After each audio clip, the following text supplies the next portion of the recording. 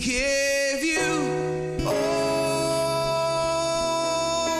the glory. We worship you alone. You are worthy to be praised. We give you all the glory. We worship you alone. You are worthy. You are Alpha. You are Alpha and Omega. We worship you alone. You are worthy to be praised. You are Alpha and Omega. We worship you alone. You are worthy to be praised. We give you all the glory. We worship you alone. You are worthy to be praised. We give you all the glory. We worship you alone. You are worthy to be praised. Everybody, we give you all the we worship you are. Well, everybody in this place, raise your voice to him. We give you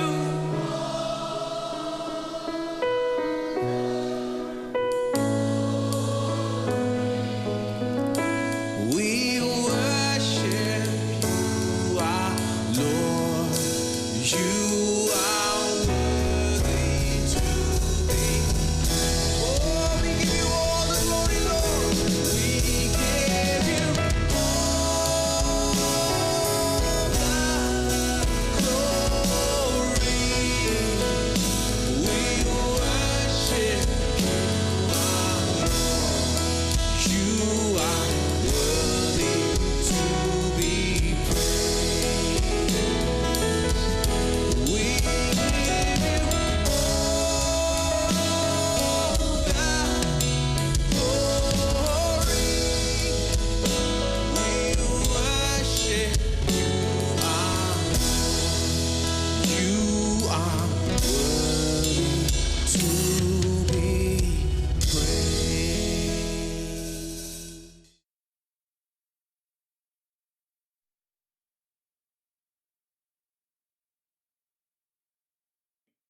नीति वचन अध्याय 10 वचन 22 देखिए। धन यहोवा की आशीष ही से मिलता है, ये धनी बनाती है। क्या धनी बनाती है? आपका पसीना नहीं, लेकिन प्रभु की आशीष ये धनी बनाती है। और फिर ये कहता है वो उसमें दुख मिलाकर नहीं देता। अगर आप एम्पलीफाइड बाइबल में देखें, ये दिलचस्प रूप में ऐसे कहती है, दुख के बाद में ब्रैकेट में इस तरह से कहती है, और कष्ट से ये बढ़ता नहीं है, ये कहती है। आपका कष्ट इससे नहीं बढ़ता है। आपके कष्ट का कोई भी काम नहीं है परमेश्वर की आशीष से मिलने वाले धन के साथ में। आपके कष्ट की कोई भूमिका नहीं। प्रभु चाहता है कि आपके कष्ट की इसमें भूमिका ना हो। कष्ट इसे नहीं बढ़ा सकता है, लोग कहते हैं प्रभु ने दिया लेकिन मेरे कष्ट ने बढ़ाया। नहीं नहीं, इसका कष्ट से कोई संबंध नहीं, ये इसे नहीं बढ़ाता, इसलिए कष्ट करना समय बर्बाद करना है। वो इसमें दुख मिलाकर नहीं देता, और दुख का यहां पर अर्थ कष्ट बताया गया। किंग जेम्स वर्जन में कष्ट यानी बड़ी मेहनत करना है, यानी प्रभु की आशीष ही धनी बनाती है, और वो उसके साथ में बड़ी मेहनत नहीं जोड़ता। अब कुछ लोगों के लिए ऐसे सुनाई दे, मेरे प्रभु जानते हैं मैं बहुत काम करता हूं, इस पर घमंड करता हूं, और यहां ये मुझे बता रहे हैं मेरी मेहनत से कोई फर्क नहीं पड़ता। हां, और प्रभु की आशीष मायने रखती है। खैर, अब तक नहीं सीखा तो अब सीख ले, नहीं तो आप काम करते करते बूढ़े हो जाएंगे अपने कष्ट के द्वारा। परमेश्वर आशीष देता है अपने तरीके से, कष्ट हमारा तरीका है। अब ये कष्ट कहां से आया, हमने इतिहास में देखा है। मैंने बताया कि कैसे जब प्रभु ने शुरू किया, जब मनुष्य को बनाया, उसने मनुष्य की जरूरत की सारी चीजें बना ली। पहले उसने मनुष्य की जरूरत के लिए सब कुछ बनाया, और अंत में मनुष्य को बनाया। मनुष्य उसकी सृष्टि में अंतिम था। जब मनुष्य आया तो कोई जरूरत नहीं थी मनुष्य के लिए, जो भी चाहिए था वहां पर था, पहले से ही था। प्रभु ने सोचा, इसे बनाया, फिर मनुष्य को बनाया, और उसने कहा फलवंत हो, बहुगुणित हो, और पृथ्वी को भर दो, सब कुछ वश में कर लो और सब पर अधिकार करो। और फिर अगले वचन में ही, यह उत्पत्ति 1:28 और वचन 29 में वो कहता है सारे पेड़ और पौधे और बीज के बारे में बताते हुए, यानी पेड़ जिनमें उनके बीज हैं उनको दिखाते हुए, परमेश्वर वचन 29 में कहता है, वो कहता है ये सब मैंने तुम्हारे भोजन के लिए बनाया है। मैंने कहा भोजन की जगह प्रयोजन शब्द रखे तो इसे अच्छे से समझ पाएंगे। इसे तो तुम्हारा भोजन होना चाहिए, तुम्हारा प्रयोजन। मुझे प्रयोजन शब्द अच्छा लगता है। हां, तो परमेश्वर ने मनुष्य को बनाया और कहा तुम फलवंत हो, बहुगुणित हो, पृथ्वी को भर दो, इसे अधिकार में कर लो। और इसके पहले मैं आगे बढ़ूं, वो अगली बात कहता है। देखिए, ये वो पहली बात है जो परमेश्वर ने कही, जो बाइबल में लिखी गई है। अगली बात वो कहता है मैं तुम्हें प्रयोजन देता हूं। और उसे प्रयोजन देने के बाद में दूसरे अध्याय में हम पढ़ते हैं कि उसने उसे काम दिया था। अब मैंने कष्ट के बारे में कुछ कहा है, तो आप ये मत सोचिए कि हमें कोई काम करने की जरूरत नहीं, या हम कोई काम नहीं करते हैं। नहीं, मैं ऐसा प्रचार नहीं करता। अगर ऐसे करूं तो ये बकवास होगा।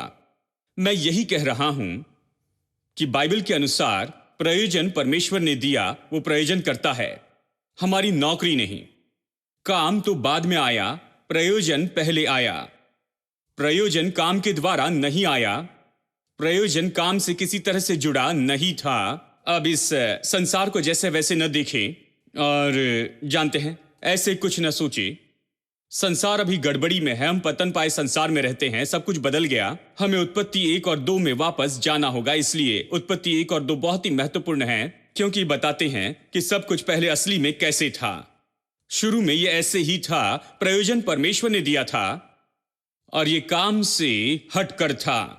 काम के पहले प्रयोजन दिया गया, मनुष्य को जो कुछ भी चाहिए था वो वहां पर था, और काम बाद में दिया गया। ये दर्शाता है कि काम तो मनुष्य को दिया गया कि परमेश्वर ने जो कहा है उसे करना है, कि वो अपने वरदान, अपनी योग्यता, महारत को खोज पाए और उसमें वो आनंदित हो जाए कि जो कुछ परमेश्वर ने योग्यता और वरदान के रूप में उसके भीतर में रखा हुआ है वो दूसरों के लिए उपयोगी हो, वो दूसरों के लिए आशीष हो जाए।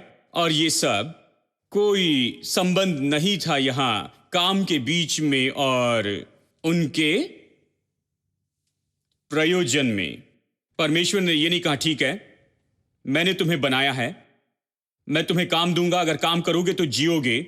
नहीं, यानी अगर काम करोगे तो जीविका कमाओगे। यह विचार वहां पर नहीं था। असल में प्रयोजन तो परमेश्वर ने दिया था, प्रभु प्रयोजन करता था, कोई इसका सम्मान नहीं ले सकता था। काम दिया गया कि मनुष्य काम करे, अपने आप को वहां पर व्यस्त रखे कि वो उपयोगी हो और इस पृथ्वी पर परमेश्वर के काम को वो पूरा कर सके। अब अगर आप तोड़ते हैं अपने काम का और प्रयोजन के संबंध को, देखिए कितना टेंशन फ्री होते हैं लोग। इतने तनाव में क्यों आते हैं? क्योंकि उनका काम और प्रयोजन एक साथ जुड़ा हुआ है। हां, अगर इन दोनों को अलग कर दे तो आशीषित जीवन जिएंगे। हां, अगर इन दोनों को अलग कर देंगे तो अपने मन में विश्राम पाएंगे। जीवन में सारे तनाव तो इसी बात से आते हैं कि आपको जाना है और पैसा कमाना है और जरूरत पूरी करनी है। ये बात तो पतन के बाद में ही आई। मैंने आपको ये बताया। पतन के बाद में क्या हुआ, परमेश्वर ने वहां आदम को क्या हुआ वो दिखाकर कहा। अध्याय 3 में उसने आदम, हव्वा और शैतान से बातें की। वचन 17 में उसने इस तरह से कहा, तेरे कारण पृथ्वी श्रापित हुई है, तूने ऐसे स्तर पर लाया, ये श्रापित हुई है, अब तू दुख में अपनी रोटी खाया करेगा। दुख का मतलब है कष्ट, यानी तू बड़ी मेहनत करके अपनी रोटी खाएगा। अगला वचन कहता है, वचन 18 में कहता है, अब ये भूमि कांटे और ऊंट कटारे उगाती जाएगी। वचन 19 कहता है कि तू अपने माथे के पसीने की रोटी जीवन भर खाया करेगा। ये तो श्राप है। ये श्राप पूरे मनुष्य जाति पर आ गया, उसके जीवन के आर्थिक भाग पर, उसके जीवन के हर एक भाग में यहां कुछ न कुछ हुआ। अगर पूरे अध्याय को पढ़ते हैं जहां परमेश्वर आदम और हव्वा से कहता है और शैतान से कहता है, तो आप पाएंगे बहुत सी दूसरी बातें हुई। जबकि हम इस पर चर्चा कर रहे हैं तो मैं इसके बारे में कहता हूं। अब जीवन मुश्किल हो गया था, कांटे ऊंट कटारे बढ़ रहे थे, कष्ट जीवन का भाग हो गया। बड़ी मेहनत से हमें खाना है और माथे के पसीने से तुम्हें जीविका कमानी है और जीवन भर रोटी खानी है। और ये सब कहने के बाद और अध्याय 3 के आखिरी 2 वचनों में इस तरह से कहता है कि परमेश्वर ने उन्हें वाटिका से बाहर निकाल दिया। और आखिरी वचन कहता है कि उसने उस वाटिका के पहरे के लिए वहां पर पहरे हुए रखे ताकि वो फिर से वाटिका में न आ सके। दुख की बात है। मैं सोचता हूं कि कोई इसके ऊपर में कोई अच्छा सा ड्रामा बना सकता है। ये तो मनुष्य के जीवन में सबसे दुख का दिन होगा मनुष्य जाति के लिए। आदम पूरे ऐशो आराम में जी रहा था, अदन की वाटिका में। ये तो ऐशो आराम की जगह थी। अदन का सच में यही तो अर्थ होता है। सब कुछ वहां था, कोई कमी नहीं थी। उसने भोजन के बारे में नहीं सोचा, छत के बारे में नहीं सोचा, सुरक्षा के बारे में नहीं सोचा, जीवन के किसी भी मुद्दे के बारे में कभी नहीं सोचा। सब कुछ वहां था, सारा प्रयोजन किया गया था। संगति के लिए परमेश्वर वहां था, प्रभु की संगति थी। वो सब कुछ जानता था, परमेश्वर उसे सब बताता था। उसे कोई कमी नहीं थी, आत्मिक, शारीरिक, मानसिक, भावनात्मक और यानी वहां पर धन के क्षेत्र में, आर्थिक रूप में कोई कमी नहीं थी। सब कुछ वहां था। और फिर अचानक ही वो खुद को वहां पर वाटिका के बाहर पाता है। वाटिका मानो उदाहरण के लिए कंपाउंड जैसे है। पूरी पृथ्वी वो अदन की वाटिका नहीं थी, बस एक भाग था। उसे वाटिका बनाया गया, बहुत ही सुंदर, रहने लायक, अद्भुत जगह जिसे स्वयं परमेश्वर ने मनुष्य के लिए बनाई, अद्भुत बनाई थी। अब निकाल दिया गया। अब कल्पना करें, मनुष्य बाहर आता है और सामना करता है मुश्किल जीवन का। हर जगह कांटे उठ कटारे बढ़ते हैं। अब उसके जीवन में पहली बार वो अभी सोचने लगा कि मेरे भोजन के बारे में क्या। उसने पहले ये नहीं सोचा था। यानी वहां पर बस कुछ घंटों पहले उसने कभी इसके बारे में नहीं सोचा। अब सोचता है मेरे भोजन के बारे में क्या। वहां पर वाटिका में कोई समस्या नहीं थी, हजारों पेड़ थे, बस जाकर जो चाहे वो खा सकता था, सब उसके लिए भोजन था। लेकिन यहां कुछ नहीं था। उसे खुद काम करना था, उसे शून्य से शुरू करना था, बड़ी मेहनत करनी थी और सब उसके विरुद्ध में काम कर रहा था। और उसे काम करना था, उसे सब कुछ करना था, अपने लिए और अपने पूरे परिवार के लिए प्रयोजन करना था। और फिर अब उसके प्रयोजन के लिए उसका जो बोझ था पहली बार अब उसका हो गया। प्रभु ने मनुष्य के लिए नहीं चाहा था कि वो खुद के लिए प्रयोजन करे। ये प्रभु के बिना जीवन था। परमेश्वर से कोई मदद नहीं थी, परमेश्वर उसके जीवन में नहीं था। उसने प्रभु का इनकार किया, उससे वाटिका से बाहर निकाला गया। वो भीतर नहीं जा सकता है, वो प्रभु की आशीष को नहीं ले सकता है। अब उसे जीना होगा अपने ही बल में, अपनी ही योग्यता से, अपनी ही सोच से। उसे कुछ कल्पना करनी है, कुछ न कुछ बनाते जाना है, उसे रचनात्मक होना है, उसे कुछ न कुछ नया बनाना है, बड़ी मेहनत करनी है कि कुछ करते चले जाए। कल्पना करे उस दिन ये कितना दबाव उसके ऊपर डालता होगा। जरा कल्पना करे कि उस दिन आदम को जीवन कैसा महसूस हुआ होगा। मुझे वहां रहना पसंद नहीं है। अदन की वाटिका में इतना अच्छा जीवन जीने के बाद में अचानक बाहर खड़े होते हैं और कुछ नहीं होता है और सब कुछ खुद उत्पन्न करना है। सारा बोझ अभी इसके ऊपर है। भीतर में परमेश्वर सब कुछ तैयार कर रहा था, यहां खुद सब कुछ करना, सब कुछ इसके विरुद्ध में है। हां, तो उसका प्रयोजन उसके लिए सबसे बड़ी चिंता हो गया। उसके जीवन में सबसे बड़ी चिंता, उसके प्रयोजन के बारे में उसकी जो चिंता है, ये पहली हो गई इस हद तक कि अब नई जीवन शैली बन गई है, और वो ये है, उसने अपने प्रयोजन की ओर इतना ज्यादा ध्यान दिया, और उसके बाद में मनुष्य, उसके बाद में कितनी तो भी पीढ़ी तक मनुष्य ऐसे ही रहे। उन्हें अपने प्रयोजन की चिंता करनी पड़ी, उसके लिए काम करना पड़ा, तो एक नया जीवन का तरीका, जीवन शैली बन गई। और वो तो ये है कि अभी दो जीवन शैली है। एक है कि प्रभु की सेवा करे, या आप सेवा कर सकते हैं संसार की चीजों की। बाद में जानते हैं, हम देखते हैं कि लेन देन पैसों से हो गया। अभी हम देखते हैं डॉलर, रुपया, यूरो और ये सब कुछ अभी पैसा है। अगर भोजन चाहिए तो पैसा दीजिए, अगर घर चाहिए तो पैसा दे। संसार में जो कुछ भी चाहिए आपके पास पैसा होना चाहिए। यानी पैसा, अभी देखिए पैसा कितना महत्वपूर्ण हो गया। पैसे ने मनुष्य के मन में बहुत ज्यादा महत्व को प्राप्त कर लिया है। पैसों की चिंता होती है। कई बार मैं सिखाता हूं इस मुद्दे पर, हाँ, क्योंकि लोग इसका सामना करते हैं। रविवार शाम को या रविवार की सुबह सिखाता हूं, हर विषय पर मैं सिखाता हूं, मैं इसके बारे में सिखाता हूं। लेकिन कुछ लोग ऐसे हैं जो मुझ पर दोष लगाते हैं। आप पैसों के बारे में सिखाते, मैं कहता सोमवार से शनिवार पैसे के बारे में आप सोचते, और रविवार को चर्च में आने के बारे में सबसे बड़ा बोझ तो पैसों का होता है। आप पैसों की चिंता करते हैं, आप किराया चुकाने के बारे में चिंता करते हैं क्योंकि महीने की पहली तारीख है। आप चिंता करते हैं कि बच्चों की फीस कैसे चुकाएंगे। आप पैसों की समस्या के बारे में चिंता करते हैं। पैसा पैसा पैसा पैसा पैसा पैसा पैसा पैसा, केवल यही सोचते हैं रविवार से रविवार तक। और मैं केवल रविवार के दिन पैसों के बारे में प्रचार करता हूं, तो क्या बात है? केवल रविवार को प्रचार करता हूं, तो क्या चाहते हैं कि मैं क्या प्रचार करूं? मैं वही प्रचार करूंगा जिसके बारे में आप सोचते हैं। मैं 7वें स्वर के बारे में नहीं बताऊंगा कि वहां कितने स्वर दूत हैं। यह व्यवहारिक नहीं होगा। मैं आपके लिए व्यवहारिक बातों पर प्रचार करना चाहता हूं। आज मनुष्य के लिए क्या मायने रखता है? वो है पैसा। उसकी सबसे बड़ी चिंता पैसों की है। मैं कैसे कर्जा चुकाऊं, इस गड़बड़ी से कैसे बाहर आऊं, कैसे मैं अपने कर्तव्य को पूरा करूं, मेरे बच्चे की शादी कैसे होगी। देखिए ये तो चिंता है। मेरे पास पैसा नहीं, मैं इसे कैसे करूंगा? वो इसके बारे में सोचते हैं और चर्च में आते हैं और वो कुछ और बात पर चर्चा करते हैं। वो इसके बारे में बिल्कुल चिंता नहीं करते। देखिए यीशु कैसे ये कहता है। वो कहता है इस बात की चिंता न करना कि तुम क्या खाओगे, तुम क्या पियोगे, या फिर तुम क्या पहनोगे। आकाश के पक्षियों को देखो, न वो बोते हैं न खत्तों में वो बटोरते हैं, लेकिन तुम्हारा स्वर्गीय पिता उन्हें खिलाता है। क्या तुम उनसे ज्यादा बहुमूल्य नहीं हो? मैदान के फूलों को देखो, मैदान की घास को देखो। वो आज है और कल चले जाएंगे, लेकिन सुलेमान ने भी अपनी पूरी महिमा में इन फूलों के समान कभी इतने अच्छे वस्त्र नहीं पहने होंगे। परमेश्वर उन्हें वस्त्र देता है। यीशु को देखिए, वो इस मुद्दे पर कहता है, सबसे महत्वपूर्ण मुद्दा, वो इसके बारे में कहता है। अब चलिए मत्ती अध्याय 6 में वापस चलते हैं। हम इसे पढ़ते आ रहे हैं और मैं आपको बताते आ रहा हूं। कई बार हम सोचते हैं हमें ये पता है क्योंकि ये बहुत ही विख्यात ऐसा वचन है, लेकिन चलिए वचन 24 देखते हैं। ये तो उसके पहले का वचन है, वचन 25 के पहले का वचन। वचन 25 में वो कहता है कि इस बात की चिंता न करना कि क्या खाओगे और क्या पियोगे।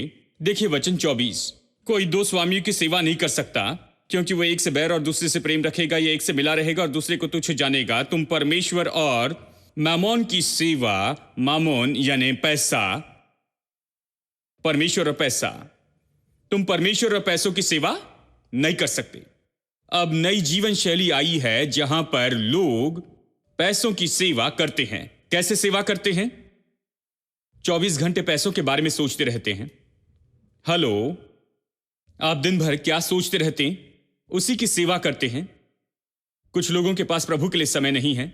बहुत से लोग यहां पर चर्च में हैं, प्रभु का धन्यवाद हो, लेकिन बहुत से बाहर हैं विश्वासी जो आज चर्च में नहीं आए हैं। अगर पूछे तो कहेंगे खैर मुझे देखभाल करनी है मेरे पैसों की, अगर काम पर जाऊं तो 2000 रुपए मिलेंगे, कौन उसे छोड़ना चाहेगा? और चर्च में कुछ भी नहीं है।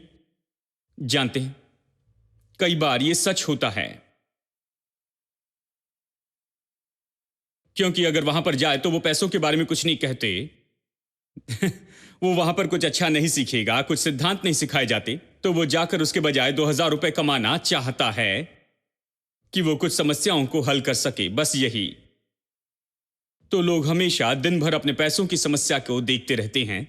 प्रभु के लिए समय नहीं है, प्रार्थना के लिए समय नहीं है, बाइबल पढ़ने के लिए समय नहीं है, प्रभु के लिए सोचने का समय नहीं। वो पैसों के बारे में सोचते रहते हैं, पैसा पैसा पैसा पैसा, हमेशा बस पैसों की समस्या के बारे में सोचते हैं, मैं कैसे इससे निपटूंगा, मैं कैसे इस समस्या को हल कर सकता हूं। तो जब लोग ऐसा करते हैं तो वो सच में सेवा करते हैं पैसों की, वो सच में पैसों की सेवा करने लगते हैं। देखिए, शैतान चाहता है कि हम इसी तरह से जीते जाए। वो हमें पीसना चाहता है, हमें वहीं पर रखना चाहता है कि सिर पर बोझ रखे कि हम कभी बाहर ना आ सके और कभी ऊपर ना आए। उस स्तर के, उस कमी घटी और गरीबी के स्तर से कमी घटी में रखना चाहता है। वो हमें नीचे दबा कर रखना चाहता।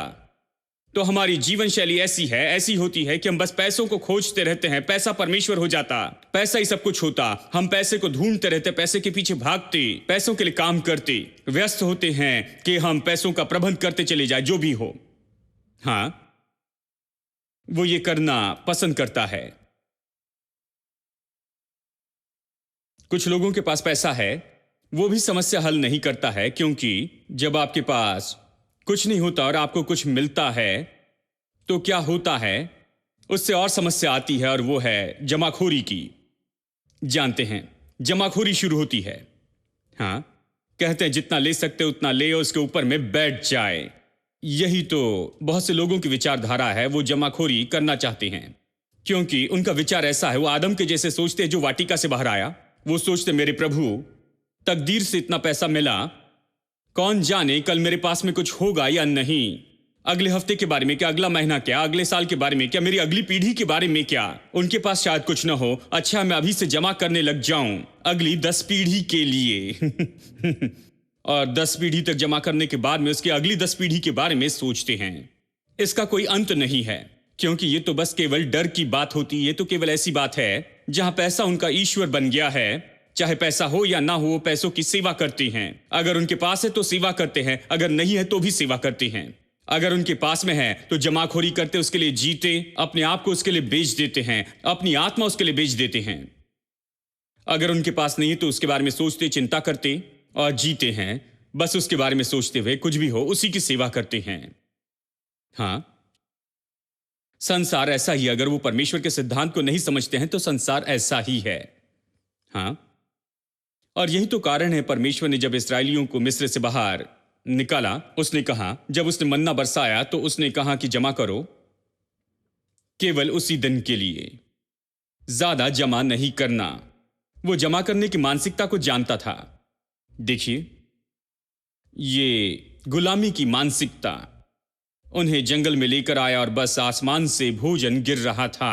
तुरंत ही सोचा, मेरे प्रभु, चलो इसे जमा करके रखते हैं, शायद कल नहीं मिलेगा, हो सकता परमेश्वर कल काम नहीं करेगा, कल के दिन अगर वो नहीं बरसाए तो मेरे पास कुछ तो होगा। ये मनोदशा है। उसने कहा जमा नहीं करना, और जमा किया तो वो सड़ गया। उन्होंने बिल्कुल उल्टा किया। प्रभु जानता था वो क्या करेंगे, क्योंकि ये मनुष्य का स्वभाव है। ये उस आदम का स्वभाव है जो कि वाटिका से बाहर आया। ये डर, चीजों के लिए परवाह, चीजों को लेने के लिए परवाह, जमाखोरी के बारे में विचार। देखिए, परमेश्वर चाहता है हमारे पास चीजें हों, लेकिन वो नहीं चाहता कि चीजों के पास में हम हो। प्रभु चाहता है कि चीजों का उपयोग करे। चीजों का उपयोग होना है। हाँ, हम चीजों की सेवा के लिए नहीं, लेकिन चीजें हमारी सेवा के लिए हैं। पैसा एक चीज है, वो हमारी सेवा करे, वो हमारे लिए भोजन और चीजें खरीद सके, वो उद्देश्य को पूरा कर सके, बस। हाँ, ये साधन है हमारे हाथों में। अगर हम इसे अलग तरह से देखते हैं तो जानते हैं हम में कुछ न कुछ समस्या है। हम प्रभु के सिद्धांत को नहीं समझ रहे हैं। तो बहुत से लोग पैसों की सेवा करते। आज हमें खुद को जांचना होगा, हम कहां पर खड़े हैं, पैसों की सेवा करते या प्रभु की सेवा करते।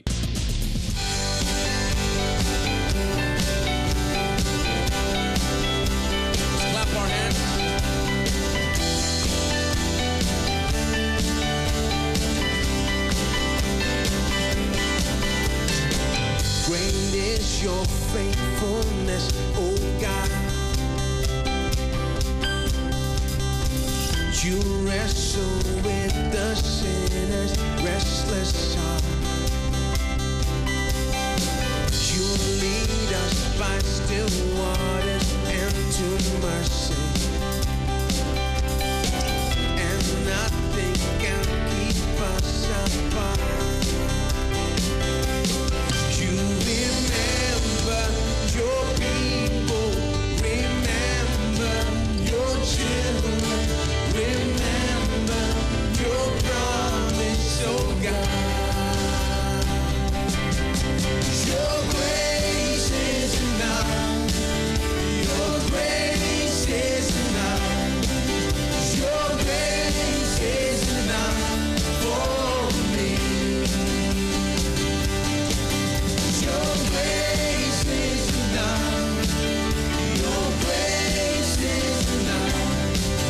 Your grace is enough for me. Great is your love and justice, God of Jacob. You use the weak to lead the strong. You lead us in the song of your salvation, and all your people sing along.